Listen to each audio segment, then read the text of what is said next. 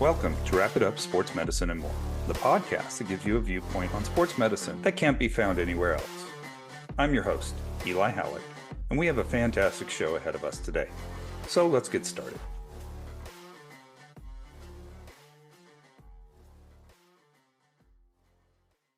Welcome to Wrap It Up Sports Medicine and More. Today, we have a couple colleagues with us to discuss, best way to put it, transition from clinical to administrative. We have a co-host with us. Welcome back, Julie Rudy. How you doing, Julie? Pretty good, Eli. Thanks for having me. Thanks for coming in and helping me interview a gentleman who many of us in California know just a little bit. And if you don't, you should.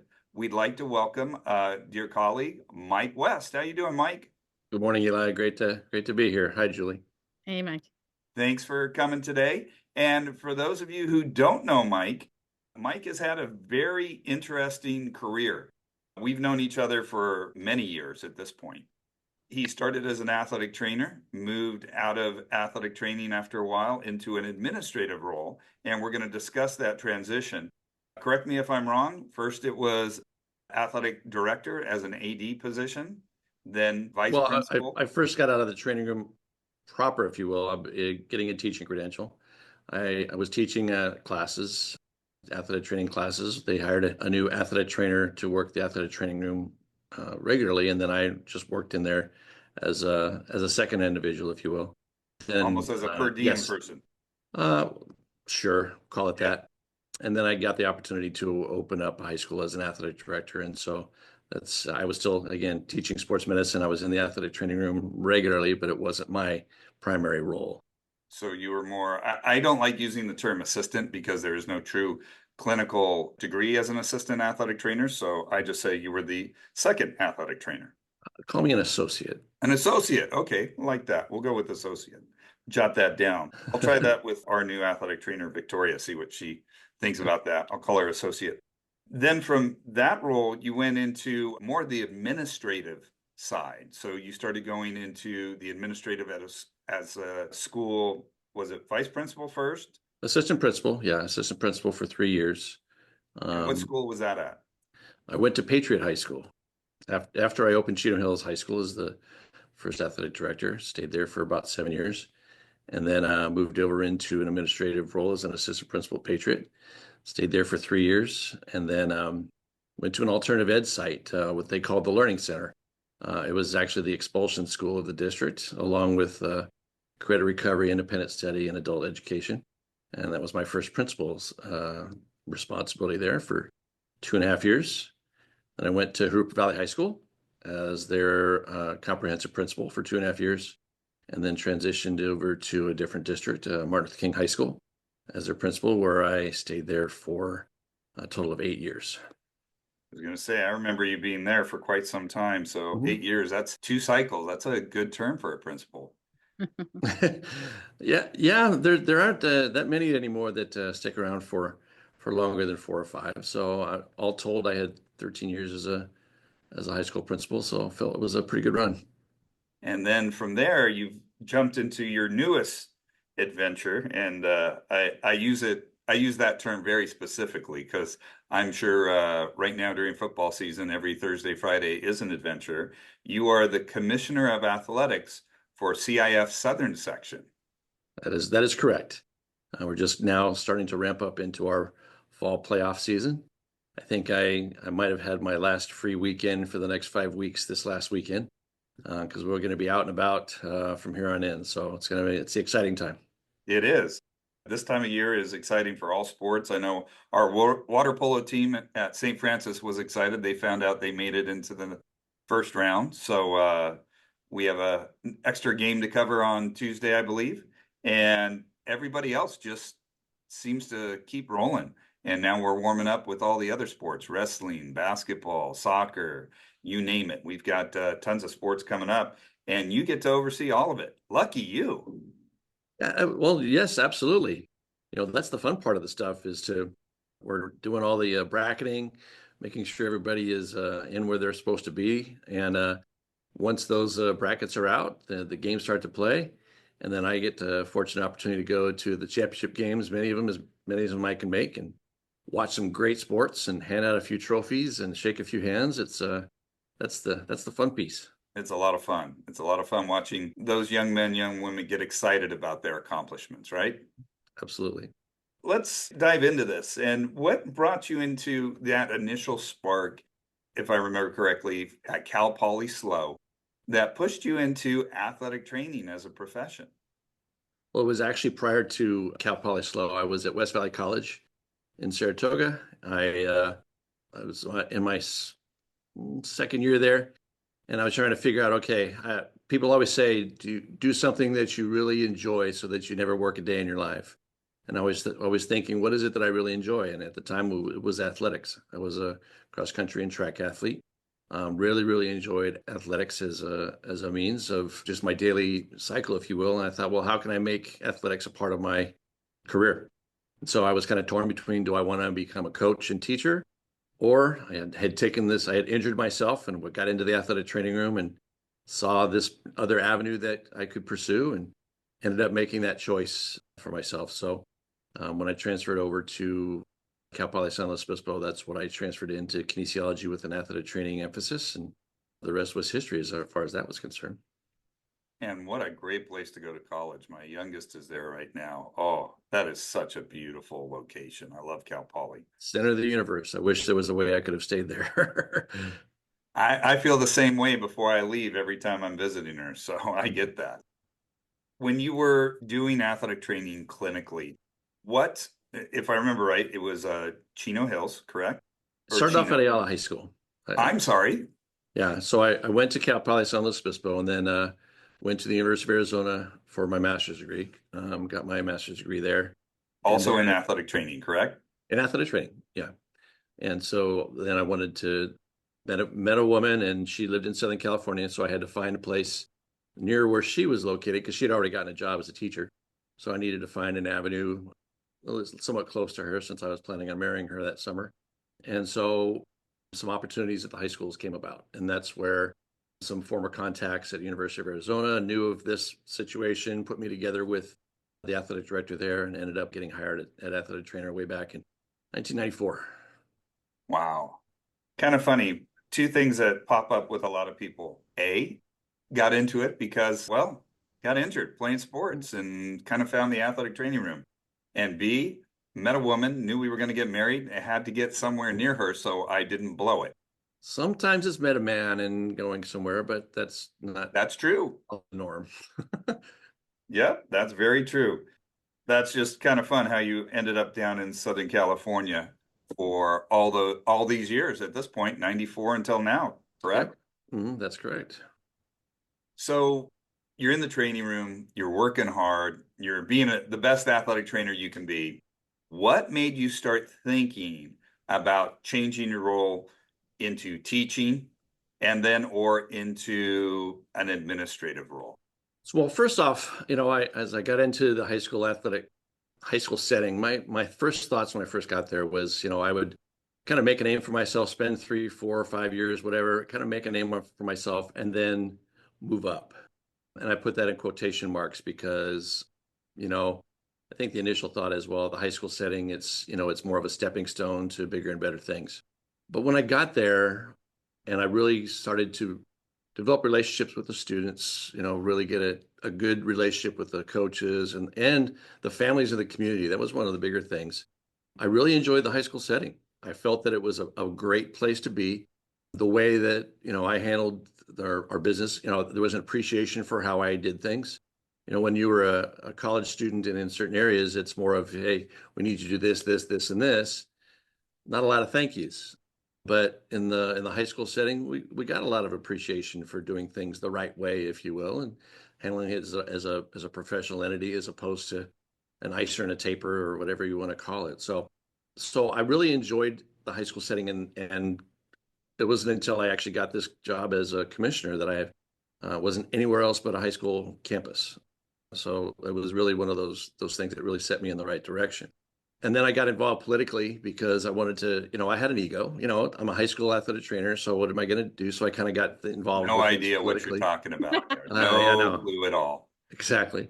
So I started getting involved in certain things with the secondary school committee and so on and so forth. But what I also was starting to think through was, unfortunately at the time, what's the financial aspects of where I'm at? And I felt that, the being a teacher, I could get on the teacher pay scale. You've had the better benefits, the better retirement possibilities.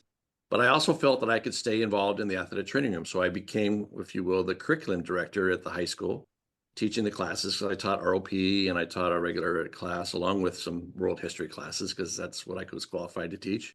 And then we were able to hire someone else. So in essence, there was two of us there. So that's really what made, some great times for me. I could have some flexibility as far as I didn't have to spend every night, late nights on a practice. But I went to every game. I covered things as need be. And so it was nice to have two of us there in that fashion. And I felt that worked and I could have done that for any number of years. It was great. Did you ever have any draw anyplace else? You talked about how much you liked it there, but were there ever conversations and opportunities and then you just kept staying at the high school level, or what has kept you there? I had conversations with people that were at, community college level, pro level. You always want to say, okay, what would it be like to be in the football sidelines, and I do remember having a conversation with Lindsey McLean, who was the head athletic trainer for the 49ers way back in the day, about those types of things, as he was looking for individuals. And, it just didn't work out, but it wasn't, it's one of those things that it's neat. But again, my comfort zone it ended up being at the high school level. And so once I really got settled in there, there was no draw where I had to go to the community college level or the D3, or, I just didn't have that need from an ego perspective because I was getting filled in other avenues, and I was really enjoying my time at the setting. The funny thing is, you said one of my favorite comments that I hear from college students all the time, or the high school students asking me, why didn't I? High school is a stepping stone. We actually did an episode, and Julie was one of the guests on that, about the step up from the college level to the high school level, and just the difference and how impactful it can be to make such a big difference in someone's earlier years, athletically, medically. And it's always fun. I have a couple former interns that I can tease. Stepping stone, huh? Okay. But just like many of us, I swore up and down I'd never work at a high school. I swore up and down I'd never teach. I swore up and down I'd be in the pros. 27 years later, I'm at the same high school, loving every second for many of the same reasons that you discussed. You feel like you're making a difference. You're connected. You get your ego taken care of. Not that I have a big ego. It's, it's in check today. But at the same time, it's a great place to be. It really is. So it's kind of fun to hear how it's evolved for you. Ultimately, I would probably still be there, but my last year at Ayala, I had an opportunity to be an assistant to the athletic director at the time. I was teaching my sports med class, a few world history. They gave me a PE class, and then they gave me a period off to do some of the assistance with the athletic director.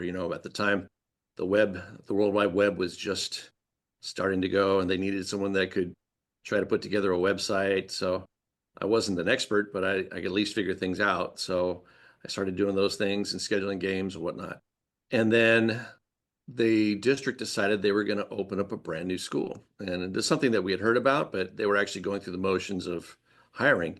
And one of the first individuals that they hired was their athletic director. And, I asked around and I was talking to people and said, hey, what do you think? What are the thoughts here? And I got some good feedback from it. So I was like, well, what a great opportunity to open up a brand new school where you get a chance to help pick the mascot, pick the colors, hire all the coaches, order all the equipment, help pick the color schemes, you name it. So it was just intriguing for me. And I was like, well, let's give it a shot and see what happens. And threw my name in the hat and they pulled it out. That's kind of exciting. That's a fun little anecdote there, because not many people get that opportunity. No, it's to this day one of the best things I ever did, one of the hardest things I ever did. And after I left, when I left Chino Hills and went on beyond that, I hadn't been back to like a football game in I think it was 17 years. And I actually went a couple weeks ago to the Ayala Chino Hills Battle for the Bone. And I got to see so many people and just kind of, it was really neat to be there because that campus, I started there before there was any construction.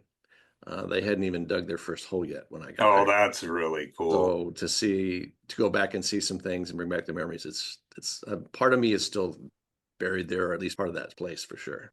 I presume at this point, several people that you built that with are still on site. One or two, not as many as I would have hoped, but there's still one or two that are there. Yes, actually, one of the volleyball coach that I hired was still there. She was I saw her the other day. It was great. There was a couple people, but there's been a lot of transition there. That's awesome. So, Mike, how did your clinical skills and knowledge as an athletic trainer translate to the success in administrative roles, particularly with your education and sports leadership? The clinical skills, I think the problem solving, if you're thinking of how am I going to evaluate an injury and the process that you go through step by step, those types of skills and the comfort with those types of skills, it wasn't, as all of us when we first start, it's you got to go into the book and read more and continue to go. But I think that process, that analytical process, was helpful in evaluating all sorts of different types of problems. I can equate doing an injury evaluation to solving a problem on a car. You go through the same processes. So you put a problem in front, what is the system that you use? So I think that had something to do with it. I think as much as anything, I always treated my high school program, if you will, in quotes, as if it was a college program. I always tried to outfit our students in a professional manner. I always tried to take care of them in such a way, and I always tried to make it so that anything coming out of my office was as professionally done as possible. Whether that be emails, whether that be written correspondence. Just the perception that I wanted to create for myself was something of professional. And Eli may remember this. I actually, my early days as the high school or the secondary school chair, I wrote an NATA News article on professional attire. I remember that, yeah. Because, if you're wearing a T-shirt that says "When it swells, ice it" on the sidelines chewing sunflower seeds all the time, I'm not sure that belies a medical professional. So I always tried to dress the part and make sure that everything was taken care of in that fashion. And I think that in and of itself gave the impression of Ken, of whether it was true or not, that I had my stuff in one sock. And it's those things that allowed for some doors to open that might not have opened for others if they hadn't done things similarly. That's great. Thank you. So I kind of feel the same way in the role that I'm in too, coming from college to high school, as we are preparing them for that next level. That really resonated when you said that's the way I feel as well. We get to prepare them and set them up for success at that next level too. Yeah, expectations that you have of the students, the expectations you set for yourself, the expectations that, in essence, you set for the teams that you work with as well. It's all very similar. and Absolutely. we really have a chance to make a difference in their life. That's probably my favorite part. So fun, so fun.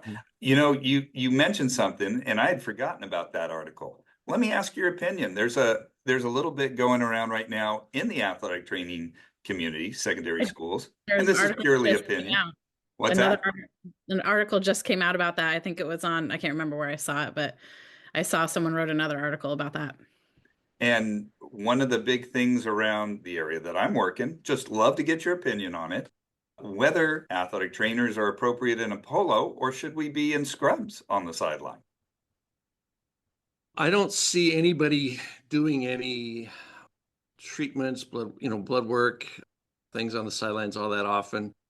I don't see scrubs being the issue. Is that really a thing now? I Scrubs? swear I've had several people, one of my colleagues, he's pushing it right now. That's lazy. It's I'm sorry. It's an opinion thing. So my comment was, I don't get it. That's lazy. Just like in the older days, it was, well, I got in this profession so I could wear shorts and t-shirts to work. Sure. I don't suppose if nobody is overseeing you at the high school setting and knows what they're talking about, which is most of the time, they're not going to set an expectation for you as far as dress is concerned. You've got to set your own. If I've got a guy that's on a sidelines just in scrubs, all right. Are you a nurse? Are you what are you? Who are you? What is your profession? Because scrubs there's no equal signs between scrubs and athletic trainers. khakis and collared shirts and those types of things. Sure, you can see an athletic training convention from a mile away just based on how they're dressed. By and large, that So doesn't true. mean that that there needs to be a change or there couldn't be a change, but collared shirt and some appropriate pants, in my opinion, shorts if you have to, but at least coordinated to me is the key. Because if I've got parents coming in and asking medical questions and they want to take me seriously, I'm not sure Scrubs does it. Other professional wear is the way it's nonverbal communication. That was one of my favorite lessons when I was speaking with my students and doing things, is that you speak volumes by not saying anything. You choose how you wish to be perceived every morning when you go to the closet and put on the clothes that you wear. And don't think you don't. If you're wearing the t-shirts and things that you just get around with your friends, you're choosing to be perceived as such. Administrators, high school administrators, are oftentimes wearing suit and tie because they wish to be perceived a certain way and want to do that. If they're deviating it from it, then it's likely intentional. It's not random. I think same thing should be done for high school athletic trainers in particular, because A, we don't get this much respect as we need to in the first place. In order to engender that respect, you have to dress in accordance with what it is that your profession is. And to me, Scrubs ain't it. I We use totally agree. So to bring in a different point of view, perhaps we used Scrubs a lot during COVID. When I was at Sonoma State in clinic with COVID, they're easy to clean, easy to have something underneath to go home, Yes. type of thing. I have seen athletic trainers on the sidelines in scrubs that look kind of like the joggers, and perhaps they wear polos with them. But I have definitely seen a lot more of that. The thought is the way you're able to keep them cleaner and have them at work, change into work, go in, risk mitigation there perhaps. And some of them are really comfortable, but I hear you, Mike. I don't wear them. I don't wear scrubs at high school because I feel like there needs to be a differentiation there, and the parents and athletes need to see me of that role. And I do wear polos, but Yeah. I mean, maybe I'm just too old school. I don't know. No, not at all. I've Not always at had all. that opinion. And so yeah, for it to go a different direction, I'm like, nah, I'm not seeing it. And yeah. my comment was, I'm not a physician. I'm not a nurse. I don't want someone approaching me on the sideline thinking I am anything but an athletic trainer. But Taking you care are a of. healthcare provider. I And am. so, I am, but not all healthcare providers wear scrubs. I know that's Yeah, including me. Thanks for giving me your opinion on that. I was curious when Sure. it popped up. Always fun to see what directions we go in. Pivoting back to the direction that I know you probably the best for, leadership and the development of leadership. I know that's something that you did for quite some time. And in your current position, I presume it's something you do almost every day. How did you really decide to get involved in state leadership and then ultimately regional, national in the athletic training profession? And how did you use that as a way to really hone your skills to go into an administrative role? Well, that's a great question. And there's a long journey there to go through. When I was at like I mentioned before, got into the high school setting, was getting much more comfortable there, and getting all the information from the Athletic Training Association, the Far West. There wasn't as much CATA, but it was more Far West back in the day. There was just more communication from that group and the NATA. I was looking at that saying, okay, who's the secondary school committee chair? And there really wasn't much to be had there. I remember there was a local meeting in a region. Gosh, was it Region 4? Might have been Region 4. Julie Max happened to be there. Oh, wow. It was something that was weird for CEUs. And I just made mention that I would have an interest. I'm at the secondary school setting. I've got an ego. I didn't say that, but in my own head, I felt like there's, I would like to get involved and be a part of. Not knowing what that would be, but I just felt like I could get involved in the high school setting and promote it, because again, I was a convert, if you will, to the benefits of being at the high school setting, and felt I could promote and work through that. Eventually, I ended up getting selected to do that position. And I think once I got that experience and that taste of leadership, it just kind of followed through. People have always said that I had somewhat of a natural knack as far as that's concerned, the way I run meetings and whatnot. And I still remember to this day, people always remembered me I was a secondary school guy that always wore the suit. I think it was the exact same suit every year for a number of years, because I think I only had one at the time. It might have even been the same tie. But I always, anytime it came to the Far West meetings where you had to do a little report out, I always had my suit and was ready to go and did those things. So it just ended up becoming something that I was enthralled in. And kind of like with my opening the doors, when I saw something that was going on and I felt I could do that. I had my own thoughts and I felt I could do a good job at that. Whether I felt it was better or worse, I just felt like I could do the job. That's kind of where things progressed from maybe the secondary school setting into, I went Far West public relations for a little while, and then governmental affairs, of course. That I didn't reach out for. That someone came to me and said, "Hey, we want you to do that." And I was like, "No." And they said, "We really need you to do that." And I was like, "All right, let's give it a shot." The new phrase for that is voluntoldism, not volunteerism. It wasn't voluntold. It was just like, "Hey, we feel you've got the right chops for doing what it is, whatever that meant. We feel that you're the right person for this particular position." And so I said, "Well, okay, if there's no one else better, I guess I'll step it up and do my best." Things went the way they went for the number of years. You don't know the story. But then subsequently to CATA president and so on. So just along the way, continue to learn and grow and have more confidence in myself and our abilities. And I guess finding that vision and direction that you want to go and being able to find the most direct path there is one of the bigger keys to doing that. You balance all that with what you did on a daily basis. Balance. Ooh, That's a great question. Juggle. A lot of extra time, a lot of time after work or before work. It's there are so many hours in the day, but you find avenues to if it's really something you want to do.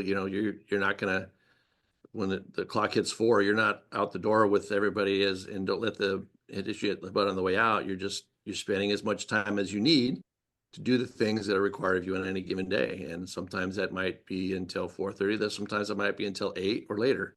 I've never been a clock watching guy. It's just, if it happens to be the time that it's time to go, then that's great. If it's not, I'm going to stay until I get things done. And in my earlier years, when it came to all the different things I was doing, there was avenues by which I could mix and match and do some of the things that I enjoyed doing. I will say, once I became the principal at King, that was a different beast altogether. And that's kind of where, if those of you that have known me, I was really involved up to that point, and I kind of fell off the face because that was a different animal altogether. I had to be the principal at Martin Luther King High School, whereas before I could work as my other positions that I'd had.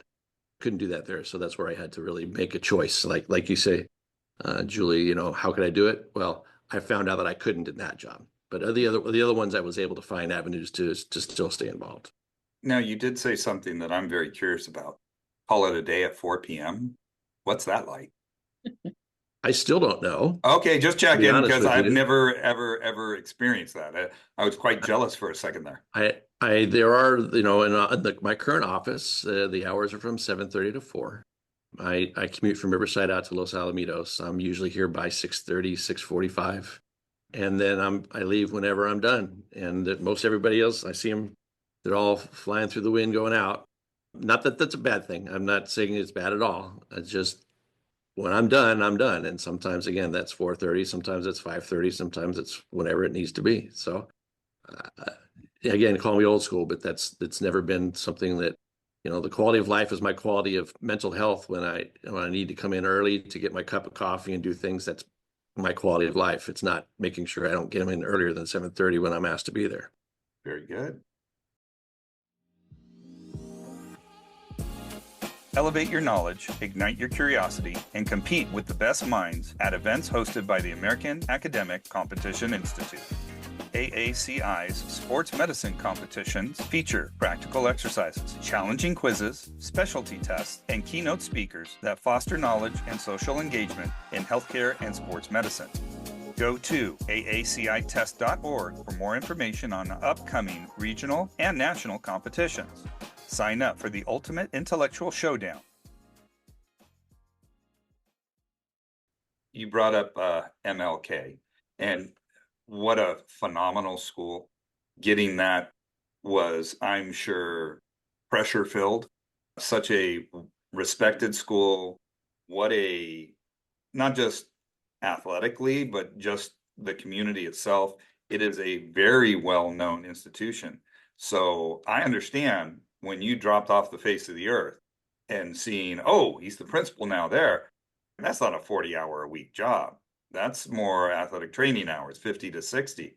That's a large school, well-known, respected for very specific reasons. And I'm sure that took a lot of work, a lot of time. What was it like to be a principal at a school like that? There, there was a lot of great things that took place there.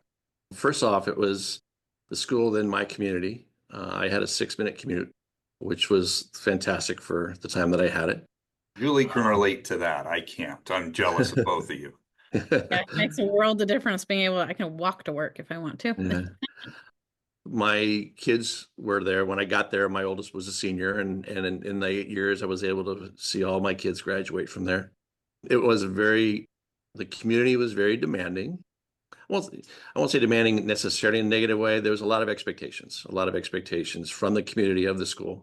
The staff there was still a lot from the original time when it had opened, which was, at that time, almost 20 years when it opened. And there was great leadership that was prior to me that had set the stage. So there was a lot of expectations, a lot of things to be mindful of. That takes a lot of energy too, because you're under the microscope when it comes to, expectations of individual teachers from parents. Many times unrealistic. Expectations of coaches and of teams, very much unrealistic. There's a lot of pressure when it comes to that, and a lot of attention to emails, to phone calls, to you name it.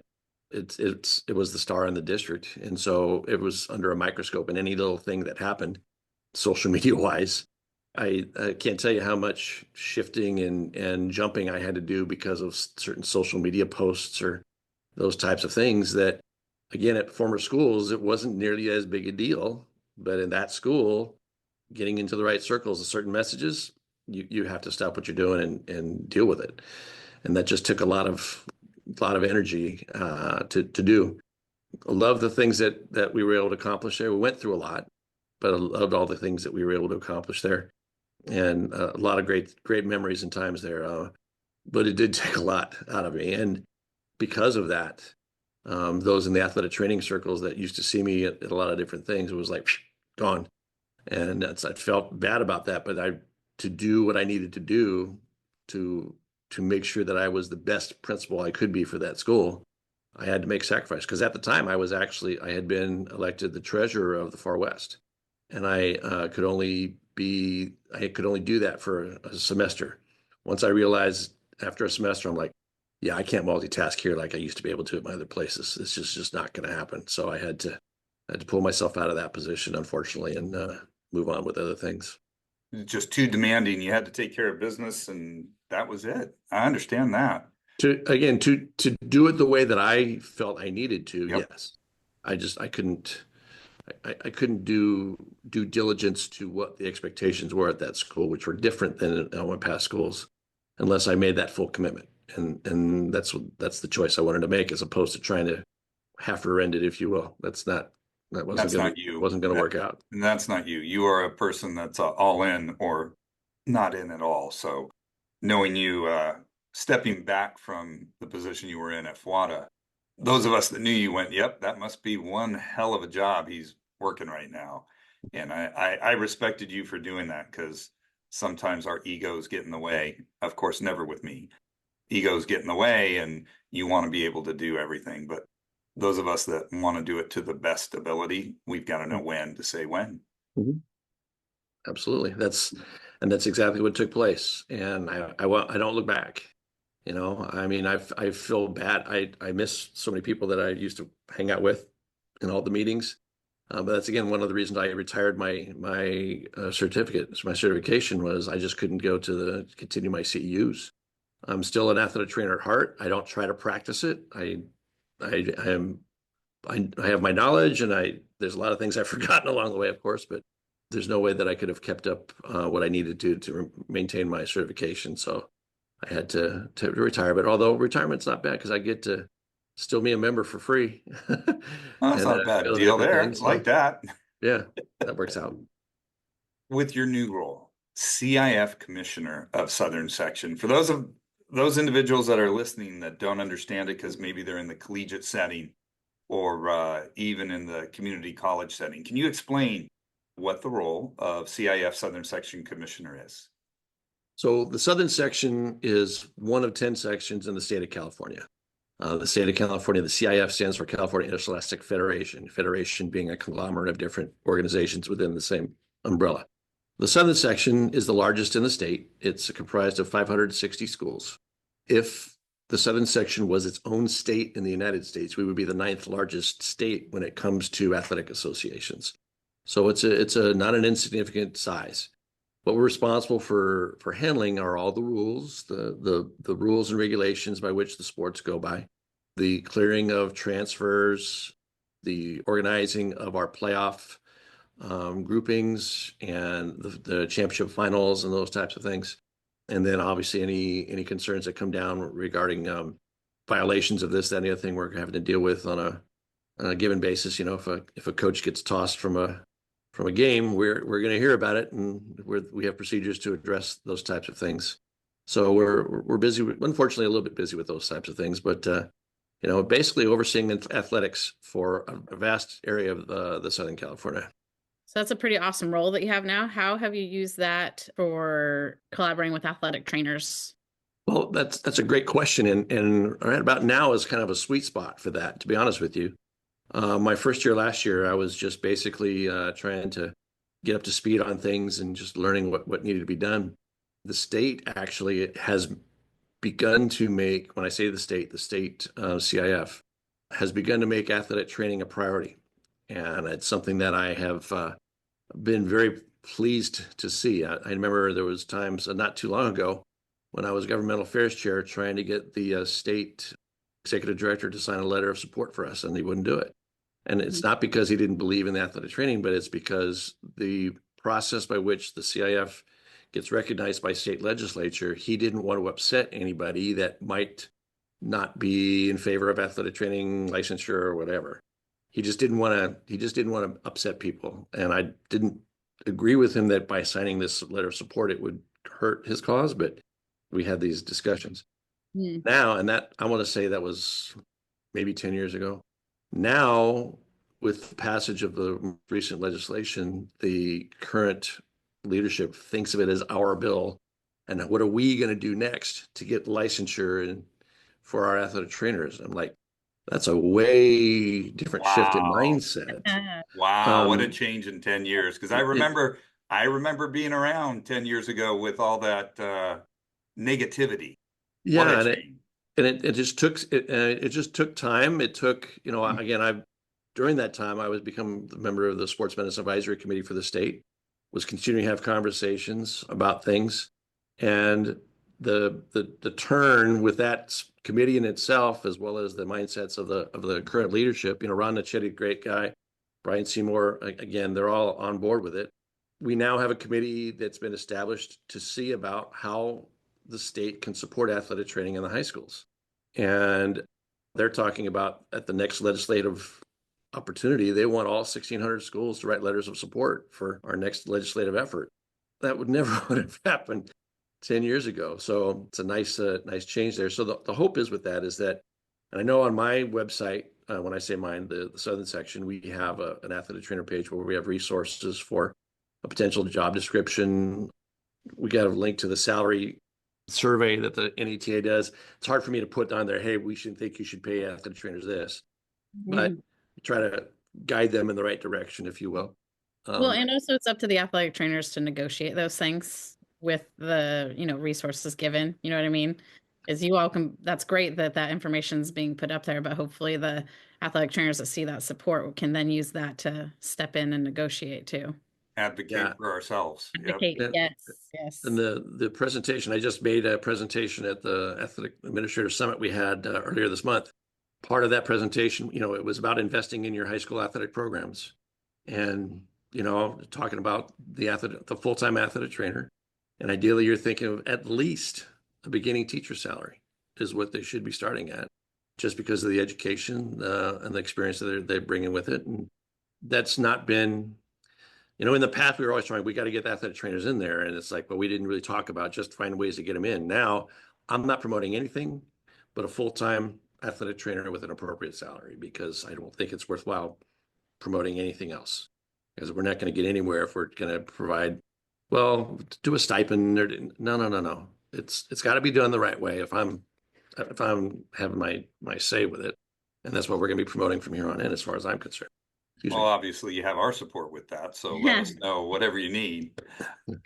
I remember collaborating this component, as Julie was asking, really went back several years, collaborating with CIF and you and another name, a colleague that we lost, Glenn Martinez, the collaboration that created the CIF Southern Section Committee on Sports Medicine.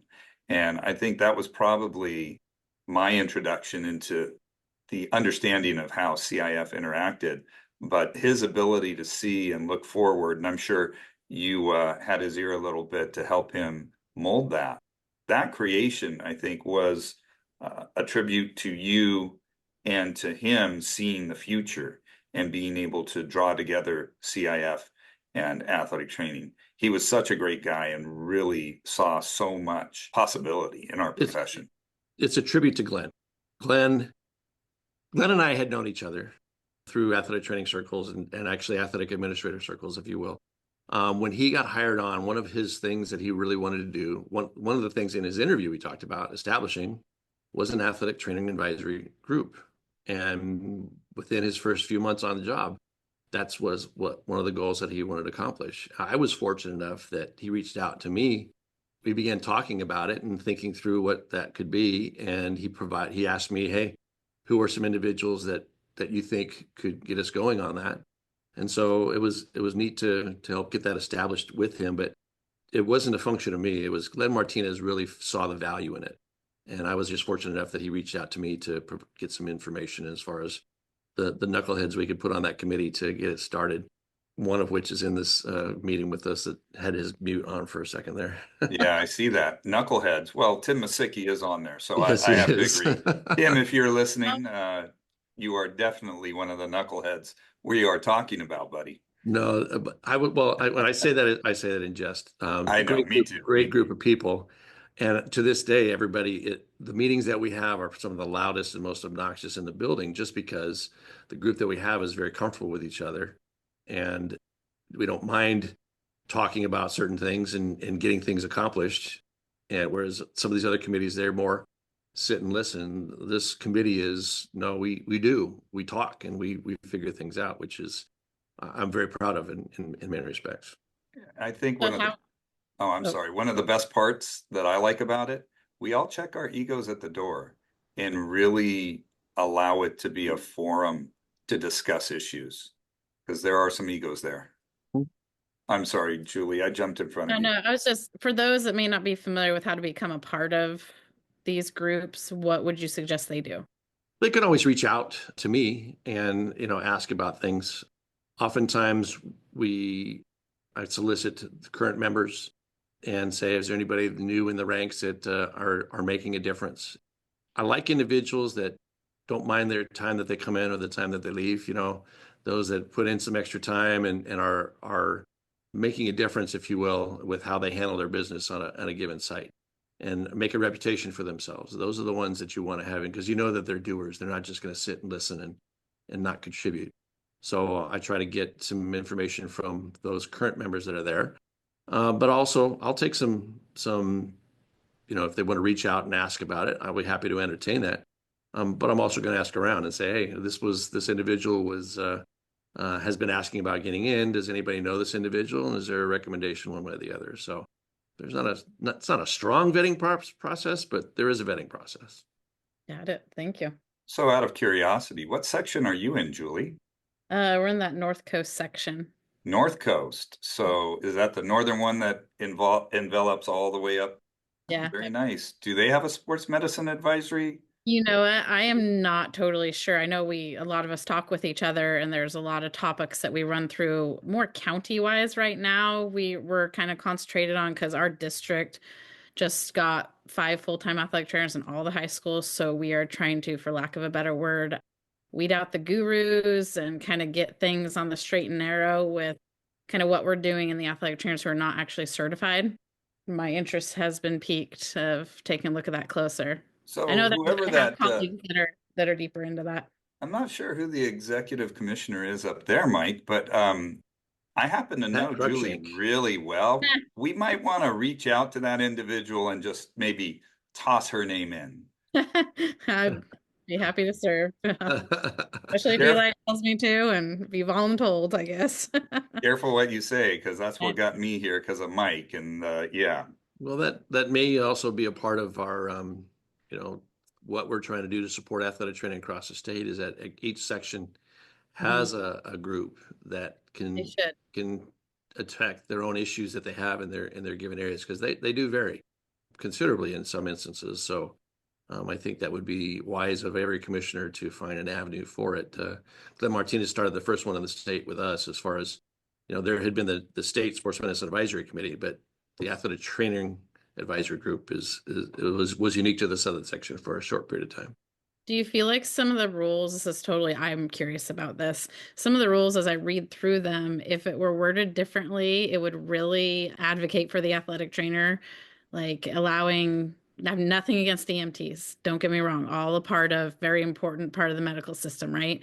But what if only athletic trainers and MDs were allowed on the sidelines? You know what I mean? Or like a specific group, especially with our background in concussion education, concussion identification, and heat illness. Mhm. With some of the other professions, don't have all of that, but are easier and cheaper to hire. Are you all looking at anything like that? I'm just curious. That's a me question. So Eli, you can probably cut this No, part out. absolutely. That's a great question. And I get actually phenomenal question. occasionally. But here's the issue. And again, then the seat that I sit in, you got to think globally as far as from a 10,000-foot situation. Do we have enough athletic trainers to put in every single high school in the state? No. Do we have enough team physicians that are able to cover every single high school in the state? No. There are certain places, and I'm not even suggesting that's only rural. There are suburban and urban places that don't have the ability to do that if there was a quote unquote mandate. You know, in the southern section, we really only have one bylaw that addresses medical coverage, and that's in football. Before you start a playoff game, you've got to have either a licensed physician or a medical professional designated by the home team. Mm. That's the language.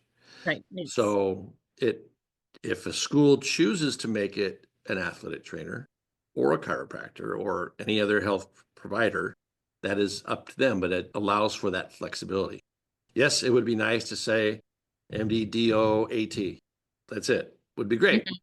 We won't get there for eons, if ever, just because there will never be the opportunity to have that type of coverage and care mandated at all of our schools. There's 1,600 schools in the state. That's just not going to happen.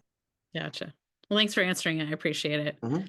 On my end, I push things to where like sometimes it forces the hand in my small world, right?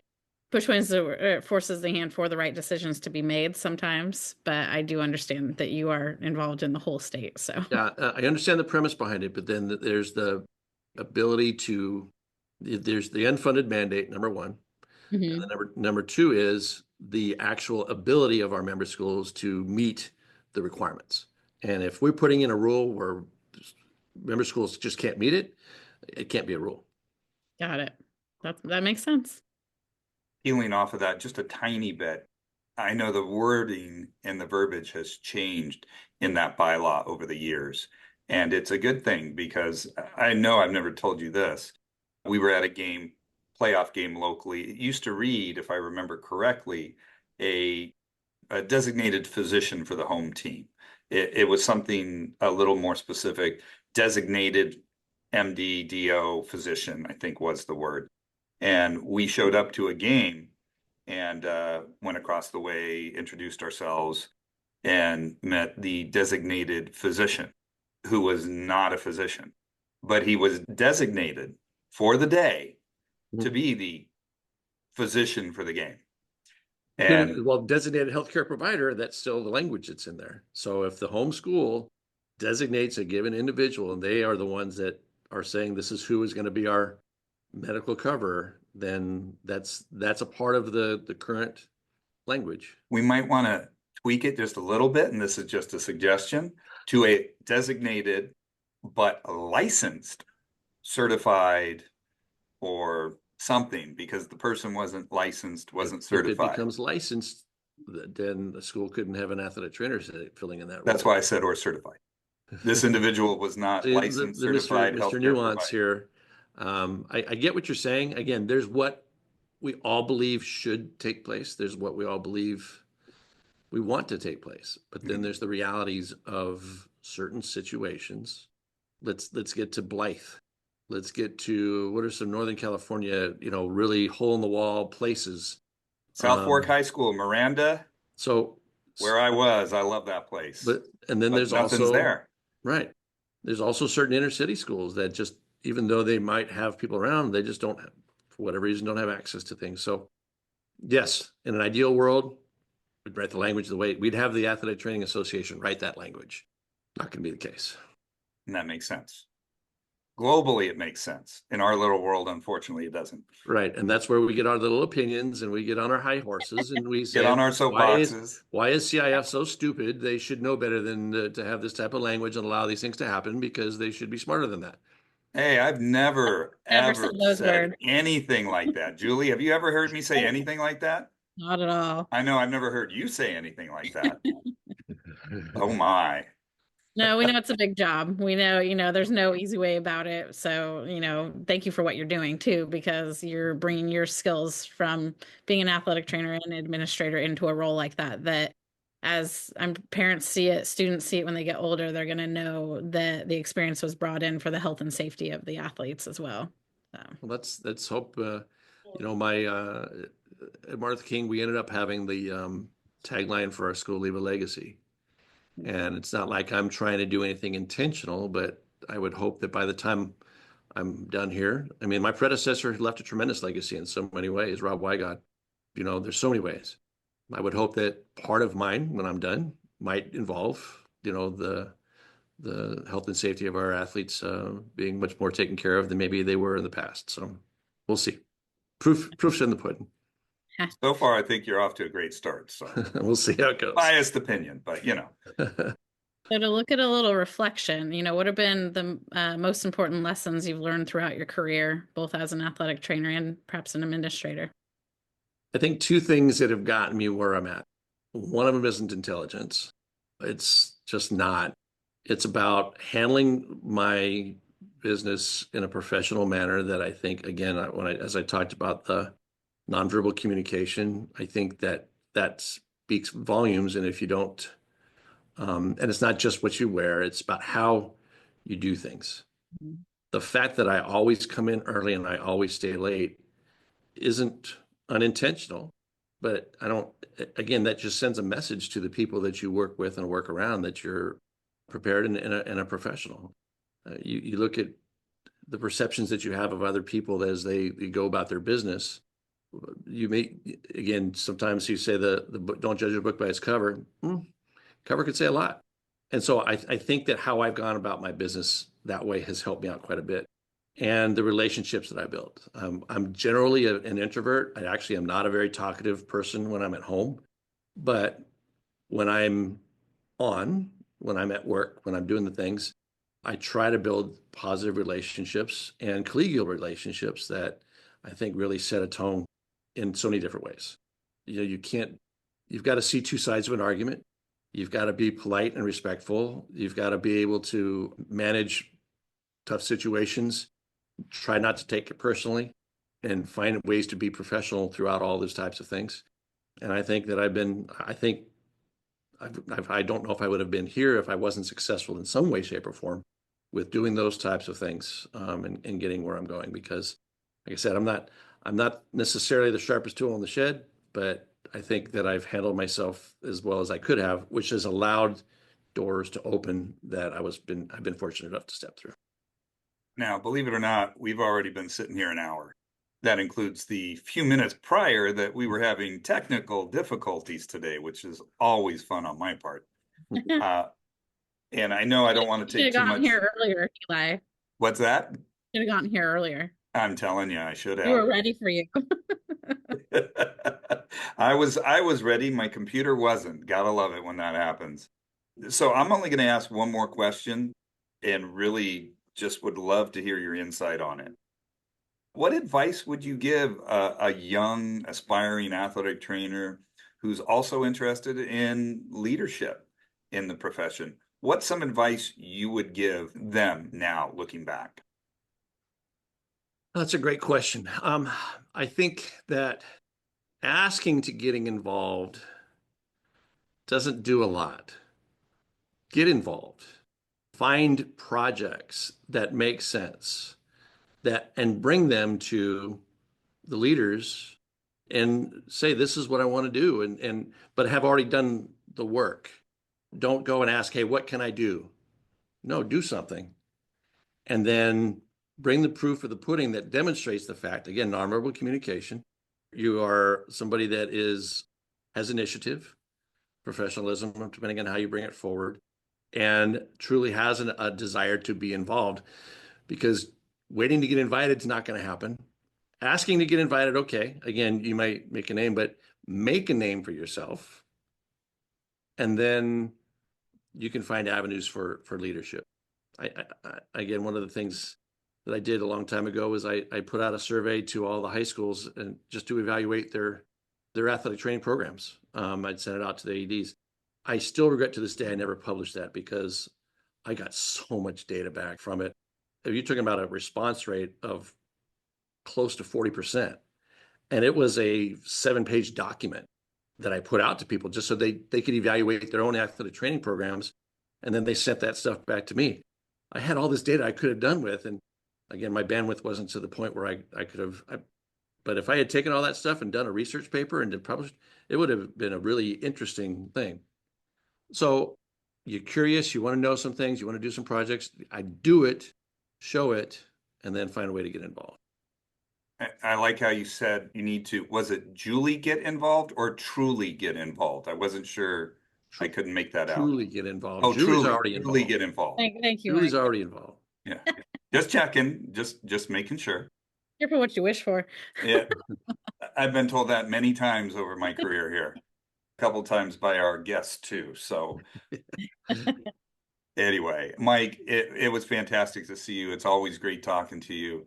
I know you've got a heck of a day ahead of you, so let you get on, but we want to say thank you for joining us today. Thank you for taking our questions and helping future athletic trainers get to where they're at, and those future ones to get a chance to hopefully be licensed someday in the state of California. You never know. Thanks, Eli and Julie, for having me. This was a lot of fun. Nice. This is kind of a cool thing that you're doing, and maybe I'll listen to it. We'll see how it goes. Hey, if you listen to one. I don't necessarily always like the interviews that I do, but this was kind of fun. So I appreciate the opportunity. Thanks so much. If you listen to one, that would be one more than my wife. So please let me know when you do it, okay? Sounds good. Thanks a lot. Thank you, Julie, for co-hosting. Have a great day, and thank you for listening to Wrap It Up Sports Medicine and More. Have a great day, everybody. Take care.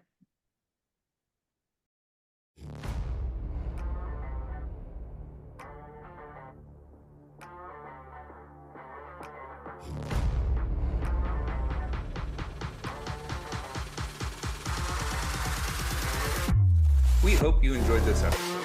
Want to make sure you hear every episode? Remember to like, follow, and subscribe to our podcast. Don't forget to share our podcast with your colleagues, family, and friends. Your support will help more people find and enjoy our content.